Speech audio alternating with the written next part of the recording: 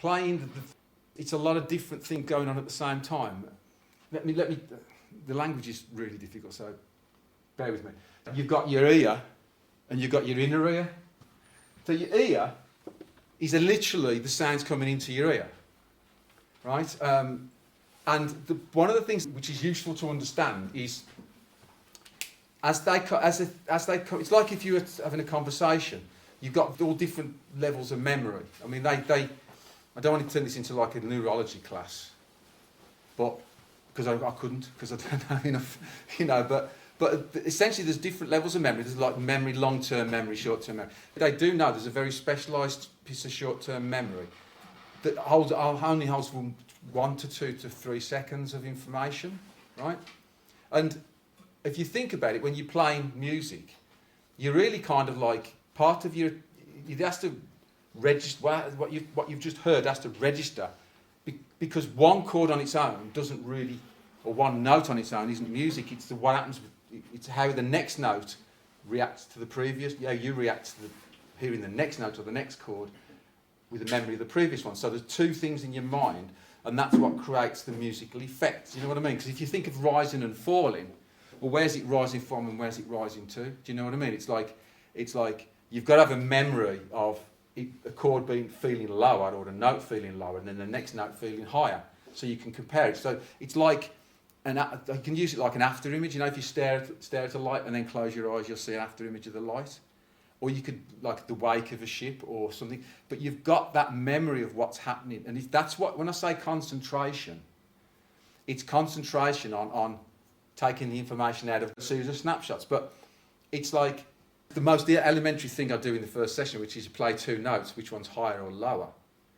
One or two. Well, one is usually the one that you hear first and two is the one you hear second.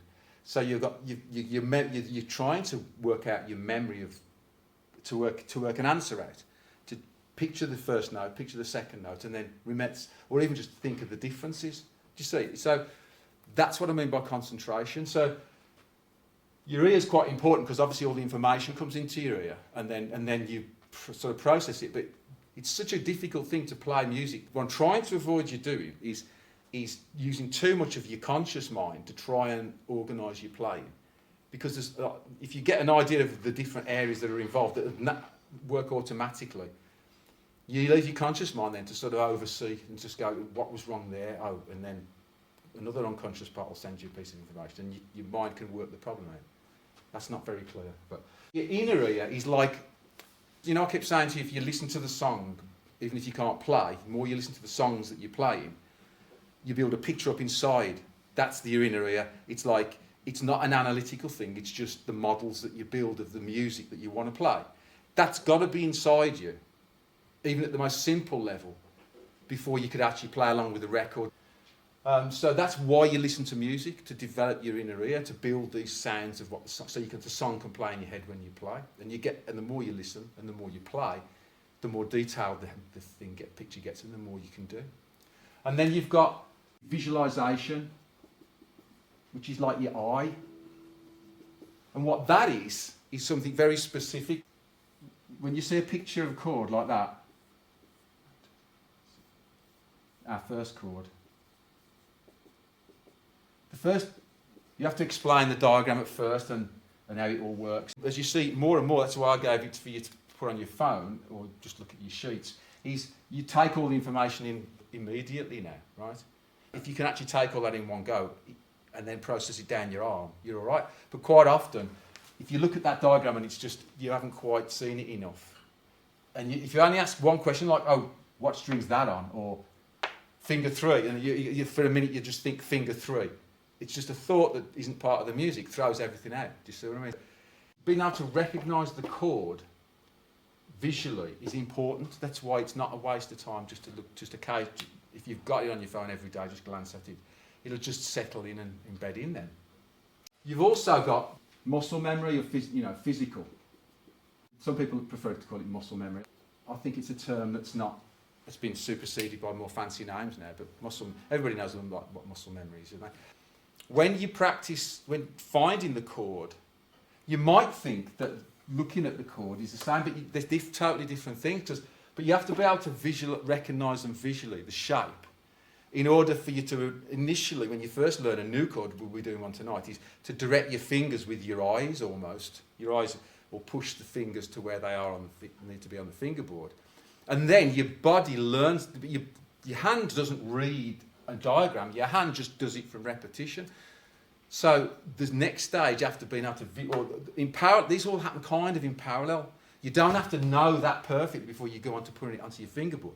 But at the same time, be aware that if there are certain visual things that aren't instant, that will affect the way your finger goes into, or it might even affect the way you play. The idea that putting the voice in the chord, putting your hands in the right place, is different to knowing what the shape is. And then, of course, it's not like a quick draw thing when you play a chord.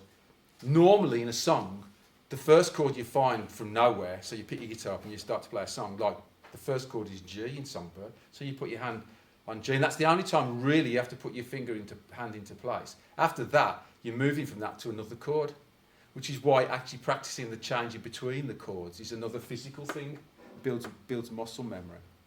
And until that happens, it'll be distracting your ear. Well, the information coming into your ear won't necessarily be giving you the right kick to change to the E minor chord. You need that little cue to the sound of the record to move you to E minor. And then there's your actual mind itself, which is like conscious. So this is the big problem. This is the one that causes all the trouble, because the conscious mind is the one that says all the work.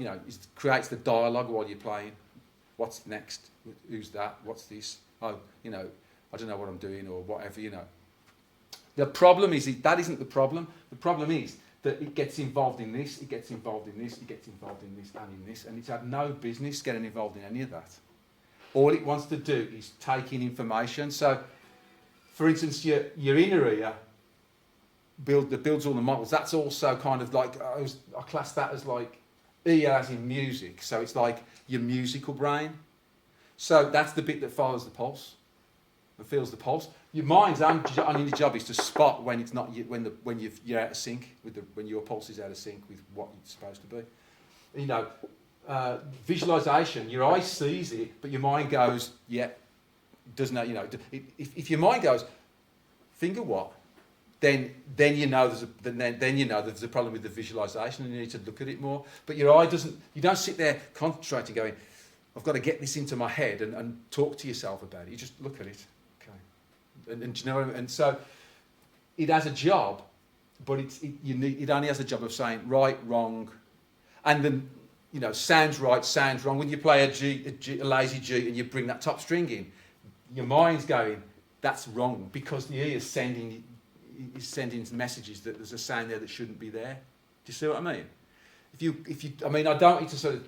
I'll put this. This will go up as part of the video, and it's a useful thing to see and forget and then come back to and see a few more times. But it's not anything that's actually, it's important to be playing without actually being vital to you for you to understand all the ramifications. It's just that if you hit a problem, sometimes you can think it's because the shape, your visualization is wrong, but it could be that you just haven't repeated it enough, or it could be the diagram.